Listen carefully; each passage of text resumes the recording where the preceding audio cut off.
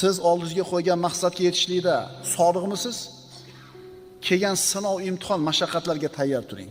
Chunki shu bilan siz o'zingizga sodiqligingizni isbotlaysiz va maqsadingizga Alloh taolo yetkazadi. Shuning uchun bilib qo'yishimiz kerak bo'lgan narsa shuki, Alloh bilan bo'lgan muomalada rostgo'y bo'lsak, bu narsada amalimizni ko'rsatishimiz kerak bo'ladi. Gohida yolg'iz bo'lib qolasan, torlikka kirasan, mashaqqatga tushib qolasan, daromading ozayib ketadi, qarzga kirib ketasan, senga dushmanlik qilayotganlar ko'payib ketadi, hasadgo'ylar, g'iybatchilar, tuhmatchilar qilmagan ishlaringni qildi deb, aytmagan so'zlaringni aytdi deyshadi. Shunaqa holatda nima qilish kerak?